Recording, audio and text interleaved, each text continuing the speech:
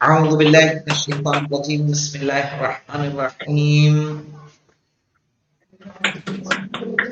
نقوش امامت میں ہم لوگ زندگی پڑھ رہے ہیں 11ویں امام امام حسن عسکری علیہ السلام کی۔ آج جو ہمارے سامنے عنوان ہے وہ ہے امام علیہ السلام کے قاصد اور خطوط۔ کہہ رہے ہیں اس سے پہلے ہم نے بات کی تھی کہ جس طرح سے ہمارے 9ویں امام 10ویں امام نے وکلا کی تقرری کی ہے، وہی تقرری ہمارے 11ویں امام نے بھی کی ہے۔ کہہ رہے وکیلوں کی تقرری کے علاوہ ابھی ایک را یہاں سے چھوٹ گیا ہے، دکھ رہا ہے؟ وکیلوں کی تقرری کے علاوہ امام اپنے قاصدوں کو بھیج کر بھی اپنے شیعوں سے رابطہ رکھتے تھے، اور اس طریقے سے آپ ان کی مشکلات کو برطرف کرتے تھے۔ برطرف کرنا یعنی دور کرنا، ختم کرنا۔ ہاں، اس سلسلے میں امام علیہ السلام کے قریبی دوست ابو الادیان کی خدمات کو بطور نمونہ نام لیا جا سکتا ہے۔ کیا نام ہے؟ ابو الادیان۔ اس کے اسٹار پہ جائیے، آئیے دیکھیے کیا کہنا ہے، کون ہے یہ؟ ابو الادیان علی بصری نے 3 صدی ہجری کے اواخر میں وفات پائی۔ ان کی کنیت ابو الحسن تھی، آگے جاری ہے میرے خیال سے، صحیح۔ انہیں ابو الادیان کے نام سے اس وجہ سے شہرت ملی چونکہ وہ دوسرے تمام دینوں کے پیرووں کے ساتھ مناظرہ کرتے تھے اور ان کا جواب دیتے تھے۔ ریحانۃ الادب محمد علی مدرس تبریزی۔ تو کیوں ابو الحسن ان کی کنیت تھی، صحیح ہے، اور ان کو کیوں ابو الادیان کہا جاتا تھا؟ اس لیے کہ وہ بہت جتنے دین تھے ان سب کے دین والوں سے کیا کرتے تھے؟ مناظرہ کرتے تھے، صحیح، اس وجہ سے ان کو ابو الادیان کے نام سے یاد کیا جاتا تھا۔ وہ امام علیہ السلام کے خطوط اور پیغامات کو آپ کے شیعوں تک پہنچاتے تھے، اور اسی طرح شیعوں کے خطوط، سوالات، ان کی مشکلات، خمس اور شیعوں کی طرف سے بھیجی جانے والی دوسری رقوم کو لے کر سامرہ میں امام حسن عسکری علیہ السلام کی خدمت میں پہنچاتے تھے۔ ابو الادیان کو اس ذمہ داری کے لیے منتخب کرنا اس بات کی نشاندہی کرتا ہے کہ حضرت اس کام کے لیے مخصوص افراد کو مقرر کرتے تھے۔ صحیح ہے، قاصدوں سے قطع نظر امام علیہ السلام اپنے خطوط کے ذریعے بھی شیعوں سے رابطہ رکھتے تھے اور اس راہ سے انہیں اپنی ہدایت کے زیر سایہ قرار دیتے تھے۔ اور ایسے سمجھ لیں کہ امام اتنی سختیوں میں تھے کہ آسانی سے نہیں کہ جو ابو الادیان بھی آ رہے ہیں آپ کے گھر، بلکہ ان میں سے بعض مشہور تھے سمن کہتے ہیں عربی میں گھی کو، گھی بیچتے تھے، اور سوالات کو، صحیح ہے، اس میں رکھ کے لاتے تھے، رقومات شریعہ کو گھی میں رکھ کے لاتے تھے، ڈبہ دے دیتے تھے گھر میں، امام ان سوالوں کے جواب لکھ کے پھر اس میں ڈال دیتے تھے اور پھر وہ لے کر چلے آتے تھے، ایسے جیسے آواز لگاتے ہوئے گلی محلے میں گھوم رہے ہیں، گھی لے لو، گھی لے لو، گھی لے لو، اسی طرح سے اسی بہانے امام کے دروازے پہ آئے۔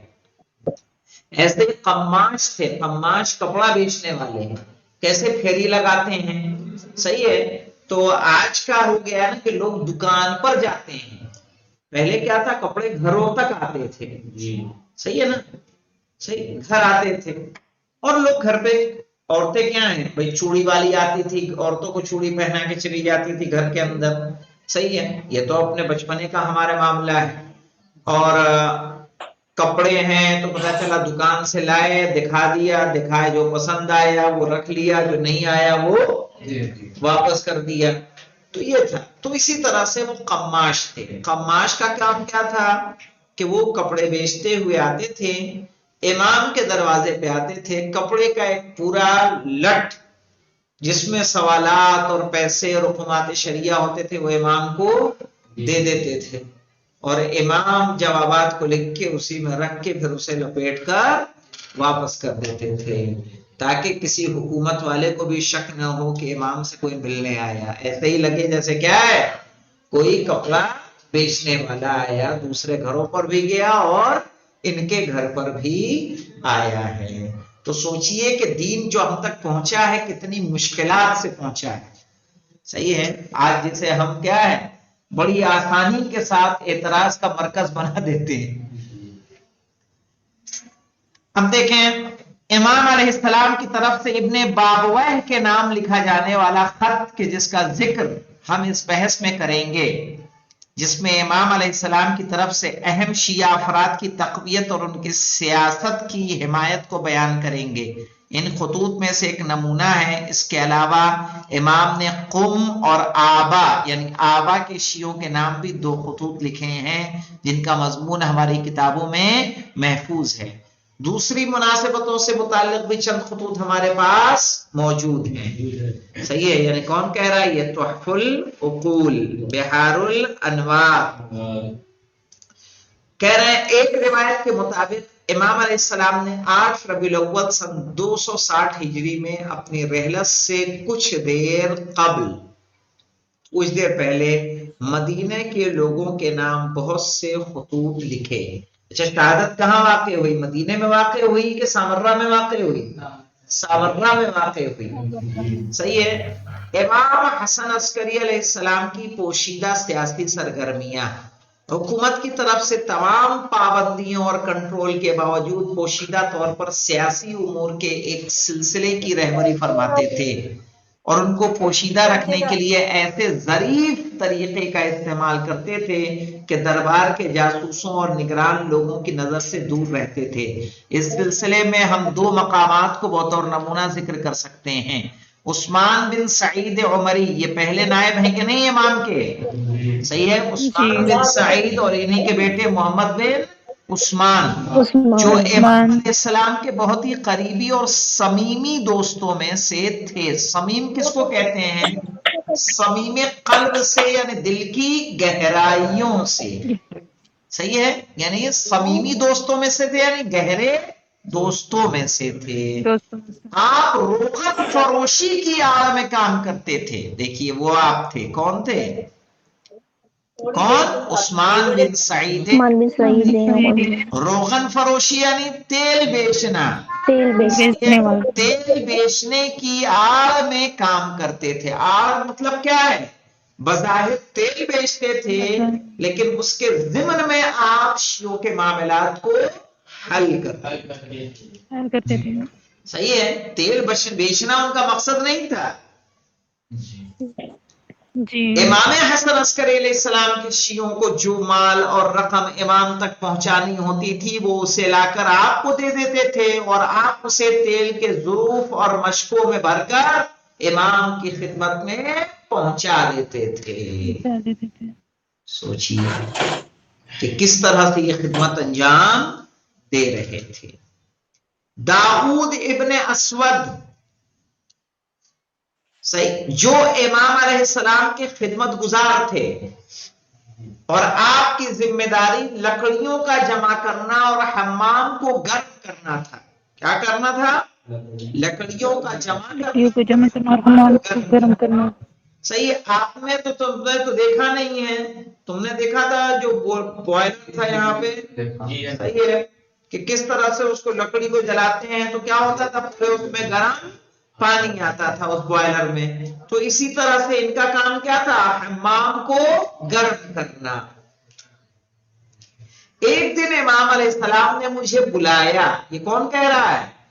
داؤد ابن اسود، اور مجھے دروازے کی چوکھٹ جیسی موٹی لمبی اور گول لکڑی دی اور کہا یہ لکڑی لے جاؤ اور اسے عثمان بن سعید کو دے دو، صحیح، موٹی لکڑی دی۔ دروازے کا چوکھٹ کیسے چوڑا ہوتا ہے ویسی ایک موٹی لکڑی دی اور کہا جاؤ اور اس کو عثمان بن سعید کو دے دو۔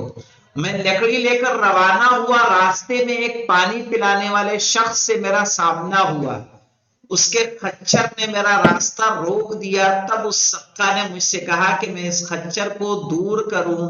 میں نے لکڑی اٹھائی اور اس خچر کے مار دی، لکڑی ٹوٹ گئی۔ جب میں نے اس کے ٹوٹنے کی جگہ کو دیکھا تو میرے نظر چند خطوط پڑ پڑی کہ جو اس لکڑی کے اندر تھے۔ اندر تھے۔ سوچیے کتنی رازداری سے کام کو انجام، ایک خط یہ جو نارمل ہے، صحیح ہے، جس پر کسی کی کوئی پابندی نہیں ہونی چاہیے، لیکن اس کے باوجود کتنی رازداری سے کام کو انجام دیا جا رہا ہے۔ میں نے جلدی سے اس لکڑی کو بغل میں دبایا اور وہاں سے پلٹ آیا، اور اس شخص نے مجھے برا بھلا کہنا شروع کر دیا۔ جب میں امام کے دروازے پر پہنچا، امام کا خادم عیسیٰ دروازے پر میرے استقبال کے لیے آیا اور کہا، آقا کا کہنا ہے کہ تم نے کیوں خچر کو مار کر لکڑی توڑ دی؟ امام گھر میں موجود ہیں۔ کہا کہ امام کا کہنا ہے کہ تم نے کیوں خچر کو مار کر لکڑی توڑ دی؟ میں نے کہا مجھے نہیں معلوم تھا کہ اس لکڑی کے اندر کیا ہے۔ امام نے کہا کیوں ایسا کام کرتے ہو کہ جس کے بعد تمہیں عذر خواہی کرنی پڑے؟ ہاں مولانا، ایسے کام سے انسان کو بچنا چاہیے کہ معافی تلافی کی نوبت آئے۔ ایسی غلطی ہی کیوں کرے کہ بھائی جناب معاف کر دیجئے، ہو گئی غلطی ہو گئی، آئندہ نہیں کریں گے۔ تو ایسا کام کیوں کرنے کی نوبت آئے؟ جوہر ہے کہ نہیں؟ آج کے بعد ایسا نہیں ہونا چاہیے۔ اگر تم کسی کو مجھے گالی دیتے ہوئے بھی سنو تو تم اس سے بحث نہ کرو۔ اللہ اکبر! امام کیا کہہ رہے ہیں؟ اگر کوئی مجھے گالی بھی دے رہا ہے تو اس سے بحث میں مت الجھو، بلکہ تم اپنے راستے پر جس مقصد سے جا رہے ہو اس کام کو انجام دو، اس لیے کہ وہ مقصد عظیم ہے۔ اگر تم ان سے الجھ جاؤ گے تو ہمارا راز کیا ہوگا؟ کھل جائے گا، فاش ہو جائے گا۔ آج کے بعد ایسا نہیں ہونا چاہیے۔ اگر کسی کو تم مجھے گالی دیتے ہوئے بھی سنو تو تم اس سے بحث نہ کرو، بلکہ اپنا راستہ اختیار کرو۔ ہم برے شہر اور برے دیار میں زندگی بسر کر رہے ہیں۔ یہ شہر ہمارے لیے اچھا نہیں ہے، جس محلے میں ہے وہ محلہ اچھا نہیں ہے۔ صحیح ہے، خلفاء کا وہاں پر پہرا ہے، اس کے آدمی ہیں۔ کہا اگر کوئی، کیونکہ کچھ لوگ ابھارنے کے لیے بھی آپ کو کیا کرتے ہیں؟ اس طرح کے عمل کو انجام دیتے ہیں۔ صحیح ہے، تاکہ اس بہانے سے آپ کچھ بولیں اور راز کو فاش کریں۔ تم فقط اپنا کام انجام دو اور یہ جان لو کہ تمہارے کاموں کی خبر مجھ تک پہنچتی ہے۔ امام ہر چیز سے کیا ہوتا ہے؟ واقف ہوتا ہے۔ باخبر۔ اس واقعے سے پتہ چلتا ہے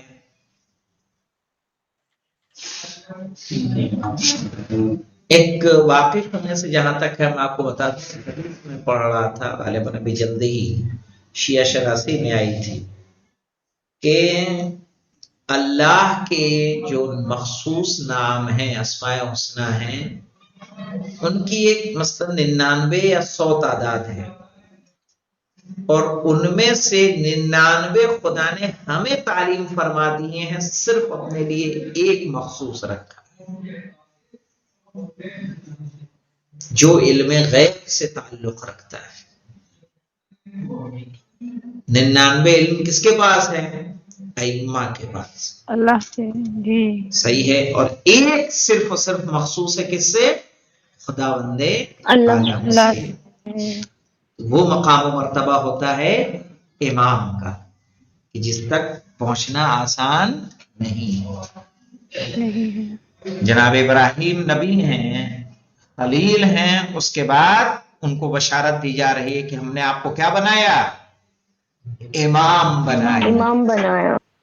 تو اسی کے بعد انہوں نے کہا وَمِن ذُرِّيَّتِي، کیا میری ذریت میں بھی ہوں گے؟ کہ لَا يَنَالُ أَحْدِ الظَّالِمِينَ۔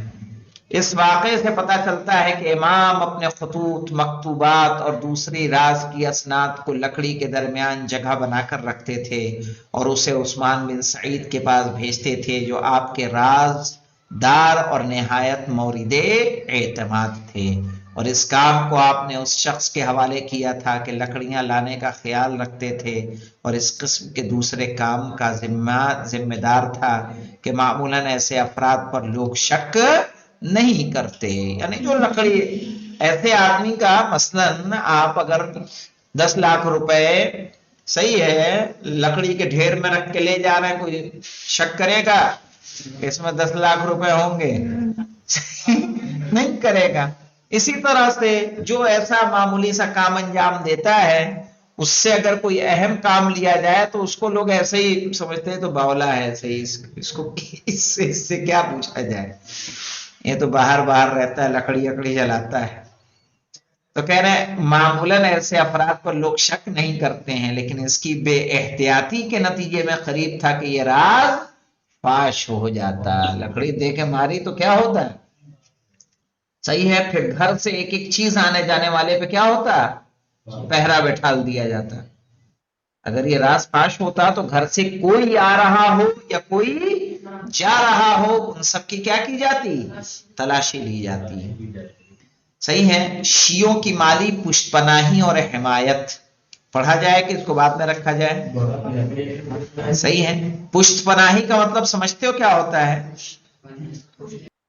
मदद करना, मदद करना। हाँ, हम जब कहते हैं दुआए अहद में एक आता है जुमला लास्ट में, याद आ रहा है तुम्हें? दुआए अहद किसको याद आ रही है? लास्ट का एक जुमला आता है, दुआए अहद बता दे रहा हूं मैं। नहीं नहीं नहीं नहीं नहीं,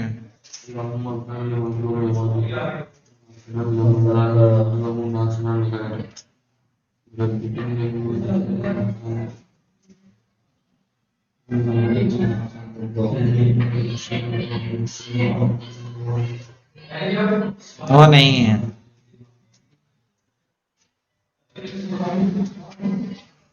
कौन से लफ्ज आ रहे हैं?